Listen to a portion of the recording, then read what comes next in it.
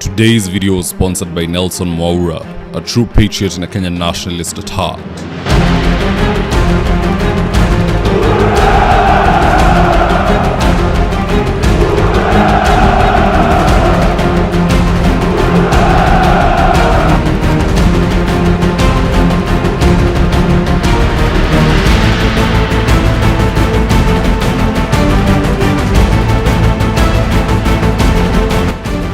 Stand by for debrief in 3, 2, 1. In the Bible, when God took Elijah using chariots of fire, Elisha inherited Elijah's powers and continued with his good work. Now that is called planned succession, because all along, Elijah knew that his student Elisha would take over from him, and so he took his time to mentor him. And that's something that Raila never did. Raila did not groom anybody. He always felt that he should be the one leading at all times, and that was a grave mistake. A mistake that his brother Oburu has decided not to repeat. Now how exactly is Oburu righting this wrong? He's doing it by pushing his own son Jaoko Oburu into politics. Now for those who don't know Jaoko Oburu, here he is on your screen.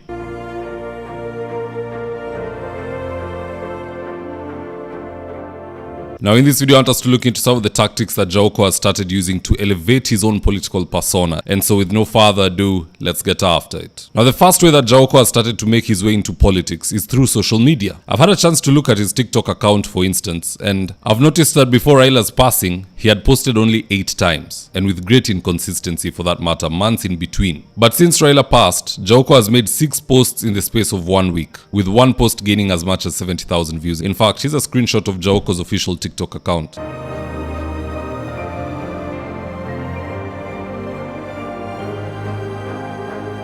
So clearly, Jaoko has stepped on the gas pedal when it comes to matters online traction. Now the second way Jaoko is trying to launch himself into national politics is forums such as the Bunge la Wananchi. In the past week, I've seen Jaoko go to Bunge la Wananchi flanked with the likes of the Korogosho MCA, Absalom Matakwe, and he talked to the people. In fact, here's a tip.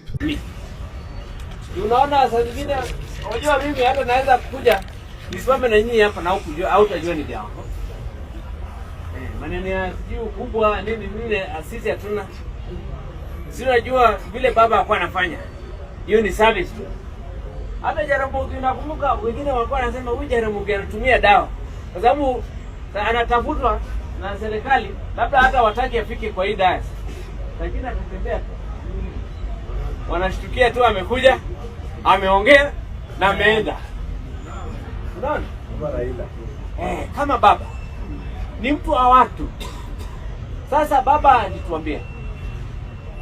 Naliomba sana You know, with this kind of political cameos, now he's in Bunge la Wananchi, next you'll see him at Hot 96, next he'll be on a podcast being hosted on YouTube or wherever. That is somebody who I can say by 2027, enough Kenyans will be aware of him. Right now, not too many people know Jaoko, but people are now beginning to know him. And by 2027, August, I won't be shocked to see him on the ballot looking for an elective post, because that is how you manage succession politics. Raila took Winnie Odinga to the East Africa Legislative Assembly, which is not even in our jurisdiction. Oburu Odinga is looking to install his son right here and right now in the next upcoming election. And by the way, this is something that Raila's dad did. Many might not know this, but Raila Odinga served in parliament with his father. His father was a member of parliament. Raila himself was a member of parliament. That was in 1992. His dad should have passed in 1994 thereabout. So you see, that is how you manage succession. And Oburu is reading that. And either he wants in 2027, if he'll be in the Senate, his son will be in the Senate. He wants to repeat that feat so that succession is easy. It is so difficult if you're coming from out in the wilderness to now try and succeed in a space where you've not even been active. Now, tactic number 3 that the Oburus are using to elevate Jaoko's career is through blocking the ascension of would-be successors. For example, we all know that Babu Owino is the rightful successor of Raila. And so to counter Babu, it's alleged that the Oburus have dispatched Raila's former attack dog Gaucho to start indirect fights with Babu by discrediting him. In fact, just listening to Gaucho trying to discredit Babu Owino tactfully in a manner that he doesn't ever get to mention Babu, but that's the person he's targeting. Just listening to this. Okianga madhibe do kingpin marriage luokata next. Yani kwa Kiswahili, yani, ajui nani atakuwa kingpin ya Wajaluo. Hata baba hakuwa anajua. Hiyo ameniambia. Ajui nani atakuwa kingpin. Lakini kwa wale nilimwambia wote, iko mtu mmoja hapo hata ipata. Kwa sababu huyo mtu damu imejaa kwa mkono.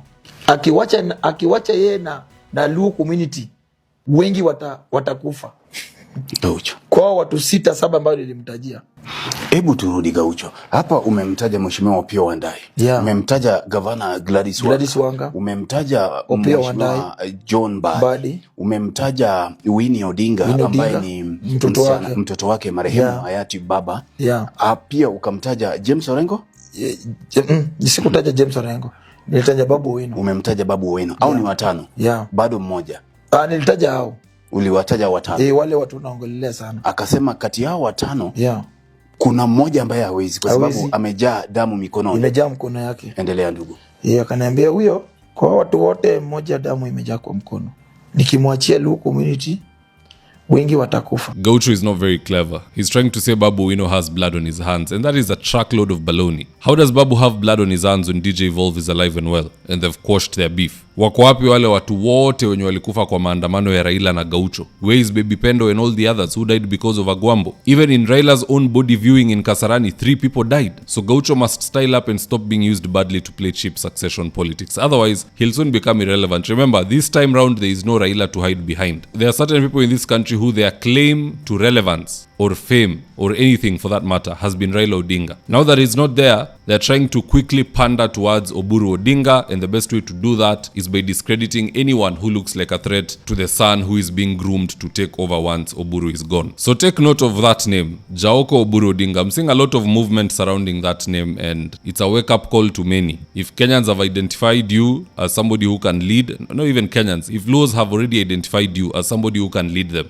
don't leave a gap. Power abhors vacuum. It is time to start doing the rallies. The person I'm talking to anajijua. It is time to start all that movement, so that as people are trying to squeeze their way in, there is no space. President Ruto is one good example. Gideon Moi was the one supposed to lead the Kalenjin nation, but by the time he's starting his shughuli, Ruto was already deputy president, went on to become president. That road is sealed. Gideon has to wait after 2027. Now at the end of the day, guys, that's just my opinion. Do let me know your own comment section below. Do you think Jaoko is being groomed to replace Oburu Odinga, or is he just on his own endeavors and we're reading too much? Do drop me your comments in the comment section below, and I'll do my best to read them and to give you a response. And with that is today's ad of the day. If you're in need of electrical wiring, solar installation, or electrical fittings such as strip lights, snake lights, downlighters, or chandeliers, contact Engineer Wycliffe at 0707 476602 and he'll get your house dapped up.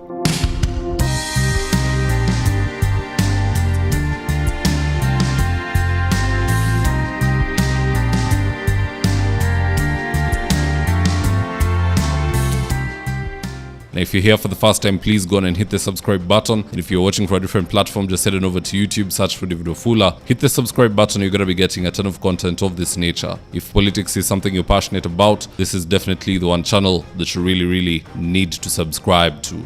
Alright guys, adios.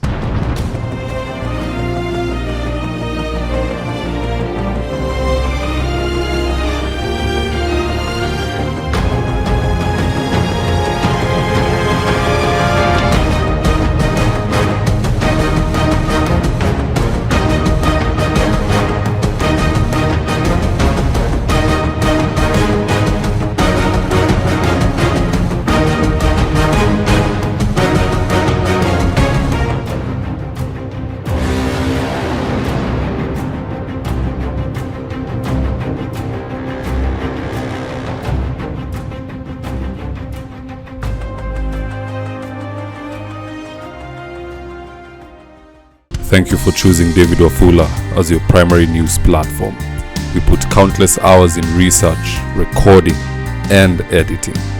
By showing up each and every day to watch our videos, you encourage us to generate more videos for the viewers. We are on a mission to inform, educate, and build a better tomorrow. To our thousands of followers in a world full of presidents, kings, and queens, you are the real gem. Adios.